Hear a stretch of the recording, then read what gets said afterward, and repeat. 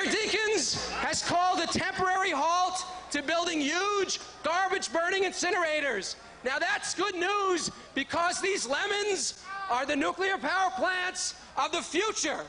And they stand in the way of the real solutions to pollution, which are recycling and reduction of waste. But someone has put millions of dollars into the mayor's budget to build an incinerator in Williamsburg, Brooklyn. So now, I need your help. Let's tell the mayor, don't burn New York. Don't burn New York.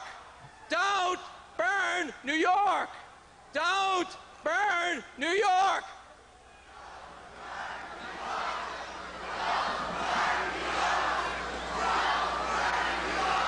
Way to go!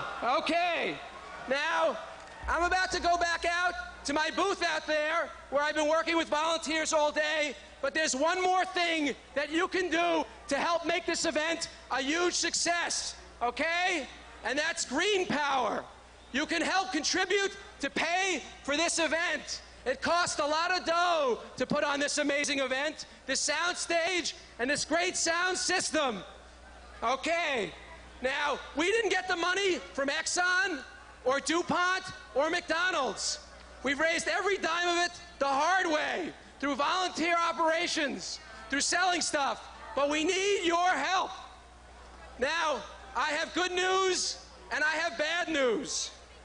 The bad news is that we've run out of t-shirts today because you bought so many of them. But the good news is we have something for you to do with your disposable cash. For your $1 bills and your $5 bills and your $10 bills and your $20 bills.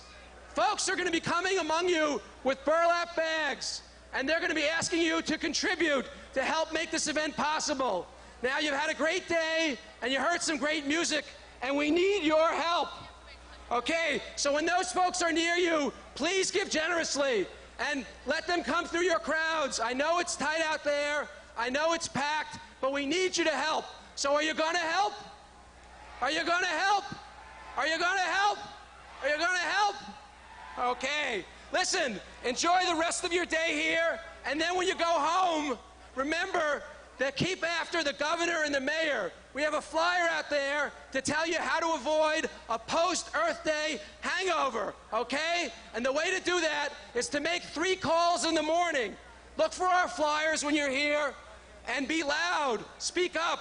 Again, you're New Yorkers. You're from New Jersey. You're from the East Coast. Speak up. The city, the state, the nation, the world is counting on you. Thank you.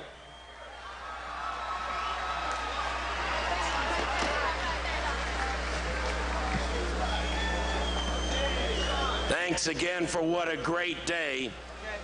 Beautiful people have abounded today, and when you can combine a beautiful day, a beautiful film career, and be as popular as you are and share your popularity and your grace with a good social cause, something she's been doing all along. And so you may, of course, know her when you see her, but she's a wonderful person and loves things like today. Susan Sarandon, everybody, the actress. Hi, New York. You got some bold moves out there. And now that you're all awake again, thanks to the B-52s, I just want to mention a little something that you might have missed. And that's the connection between the exploitation of the land and exploitation of people. One cannot happen without the ability to let the other happen. If we are to save this earth, which we must in the same breath, the same struggle, work to end the economic, racial, and sexual injustices which continue to destroy the human environment. It is the same motivation for economic power and control that makes corporations dump toxic wastes where poor people live, spray pesticides where farm workers work, poison the waters on Indian reservations, and place incinerators in heavily populated inner city communities.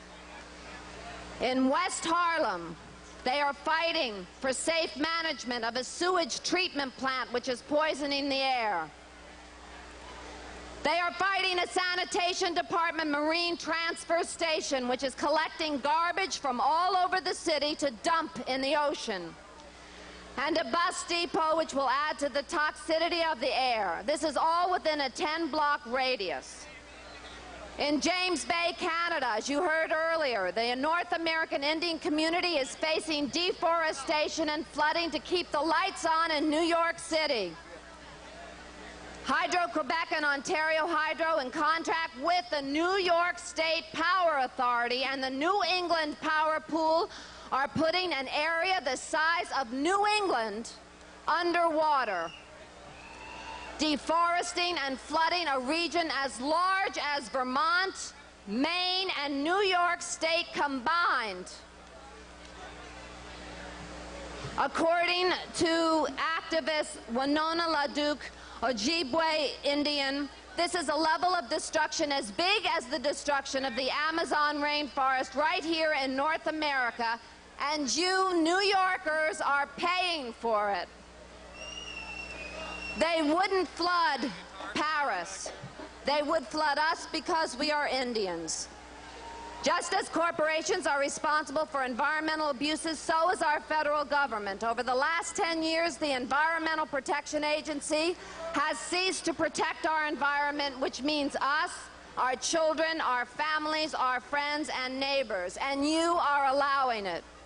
Uranium trailings from federally owned and corporate-owned nuclear power plants are sitting on reservations with complete disregard for the health and safety of the people living there and for the treaties protecting their land.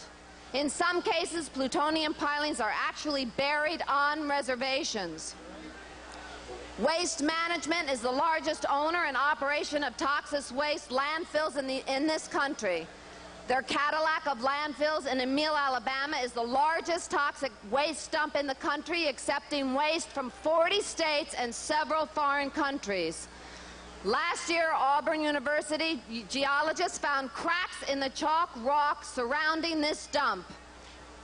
WMI claimed its dump wouldn't leak for 10,000 years, but in fact, 10 years later, this monstrosity is leaking into the surrounding African American community. Why? These facilities are consistently placed in poor and communities of color across this nation. Is this an accident or an accident waiting to happen? This is an issue for us to face. This is an issue which we who make up the citizens' movements must confront. The subtext of racial and economic oppression runs throughout the environmental plundering of our country and the world. If our children are to inherit the wind, it is our job to make it a strontium-free wind and a wind free of the stench of greed and bigotry which has divided us for too long.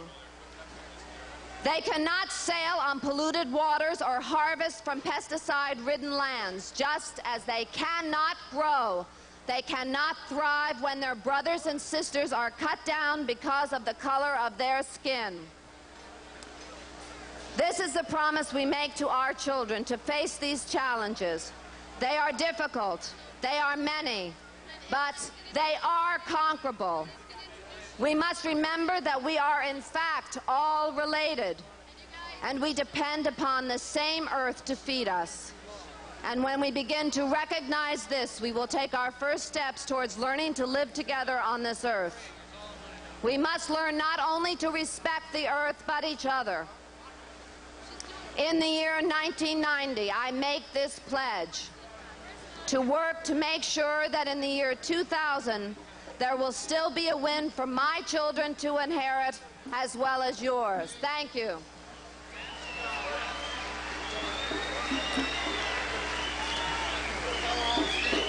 Our next speaker really needs no introduction. When you think of the best aspects of public service, you think of her. When you think of hard work, dedication, and commitment to social justice, you think of her. She has been on the forefront of every important political struggle over the last 20 years. She is significantly responsible for New York City recycling bill. She's a dear friend of mine, and I didn't know up until today that she could dance like she does. It gives me great pleasure to introduce Ruth Messinger. All right. Happy Earth Day. You look fantastic. I'm real proud to be here, joining 1 million New Yorkers and millions more Americans, renewing our pledge to our Earth. We've come a long way in the last 20 years. We've begun to do things in this city that matter, but you know we have a long way to go. So what do we have to do? First, we have to leave this park today cleaner and healthier than when we came this morning. And friends, that means that those of you over there really need to get out of our trees, because we need them to last for decades to come. Second of all, we need to take care of our air, our water, and our land. Now, you know what that means. That means recycle, don't incinerate. It means walk, bike, and take the train. Get out of those cars. It means get the city to convert its vehicles to natural gas so we will not be breathing smog and garbage. We have to take care of our water. We have to protect the water supply of this city by avoiding overdevelopment in Manhattan and by avoiding the overdevelopment upstate that's destroying our watershed. And we must reach out now and protect our land. We have to save our parks, and we have to make more of them. And we have to open up our waterfront now. We're making the fight in these months to create a West Side waterfront on Lower Manhattan, but you know that's only part of the battle. There are 565 more miles of waterfront in this city. We all deserve access to that waterfront every day, and that depends on you making this battle now. So that's it, friends. It's our air, it's our water, and it's our land. They are the sustainers of our life. They depend on us for protection. I ask you to remember that this land is not ours. We are holding it in trust for the children, and they need us to act now. On to the Earth Decade.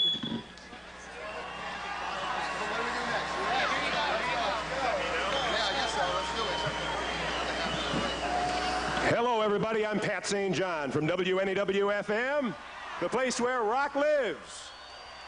And you are live today. You sure look good. You having a good time? Yeah.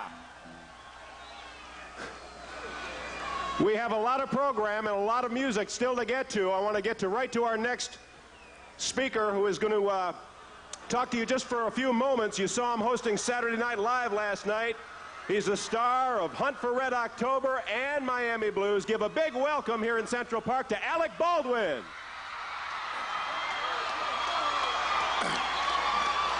I just want to ask everybody here, how many people here have children? Clap if you have children. How many people here want to have children? No, not now. Don't do that here. Not here. I just wanted to say that I wanted everybody here to think about, I want to urge you to write to your local PTA and school board and state assemblymen and state senators to demand that the funding be provided to make environmental conservation education mandatory in the public schools in New York State. I think we have to teach people from kindergarten onward that to throw a piece of candy wrapper on the ground is part of the problem here. And I think that if you write to your local state assemblyman or senator and encourage that, that would be a really positive step in the right direction. I also want to say that aside from using environmentally friendly products, we have to not use the products produced by people who are environmental culprits and villains in this society. Now, we don't have to name any names, but I know that there's an oil company out there that if you bought one more drop of oil from these people, I'd say that you're an idiot. There's a lot more places you can buy your gas and oil than this company, which is polluting our coastline from coast to coast, from Valdez, Alaska to the New York Harbor. So just keep that in mind. Also, real quickly, before I introduce someone, I think we should have a round of applause for the New York City Police Department. Yeah! Let's hear it for the cops for letting us have a nice civil afternoon. And if you cops want to dance, that's cool. You cops can dance. We won't rat you out, okay? So I want to introduce a younger, thinner version of myself, my brother Billy Baldwin.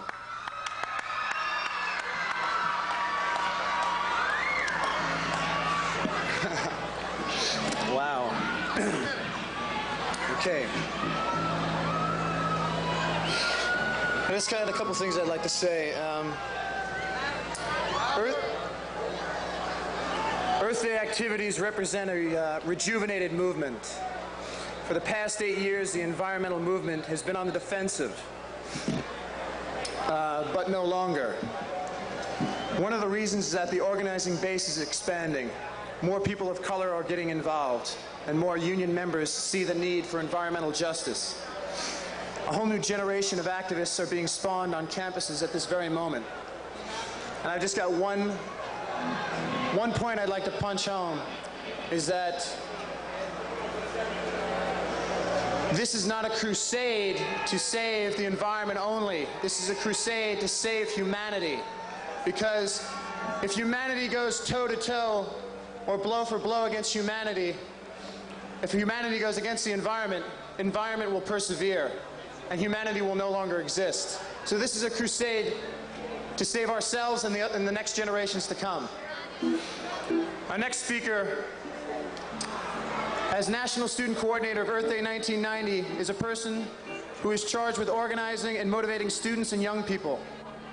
Please welcome Owen Bird. Thanks, buddy. I got a question for you. How many people in this crowd remember the first Earth Day? How many of us weren't born? Well, for those who weren't born, who can barely remember, we only have one simple question. Why, 20 years later, do we need to have another Earth Day? Why? Why? Because the same corporate and political interests that were the targets of student protests 20 years ago continue to wage war on the planet. From Exxon to Union Carbide, from George Bush, who's gone fishing, to his chief of staff, John Sununu, who's just James Watt with more hair. We, the people, are at risk. So what is our response? Our response must be people power. And students are posed to help provide leadership to a movement for peace that calls for funding environmental research, not military research. A movement for environmental justice that links traditional environmentalists with activists of color who must confront toxic landfills and belching incinerators in their own communities. A movement that draws inspiration from all the heroic paths that have been taken before us, because we too must act boldly. We will launch divestment campaigns. We will launch job boycotts. We will launch petition drives. And tomorrow morning, many of us will take it to Wall Street and shut down Wall Street to let them know that they bear responsibility for this crisis. Today, in over 140 countries around the world, students are joining with community activists to change the course of the planet's history, to confront the corporate polluters and their political protectors with an uncompromising message of peace, justice, equality, and sustainability. 20 years ago, students in this country led the fight to stop a war, the war in Vietnam. Well, today we must stop an even bigger war. We must stop the war against the earth. Will you help? Will you say it? Say, stop the war Against the earth! Stop the war! Against the earth! Stop the war! Against the earth! I'd say it sounds like we're already winning. I'd now like to introduce you to one of the leaders of this new student environmental movement. From SUNY Albany, please give a warm round of applause to Nadia Lawson.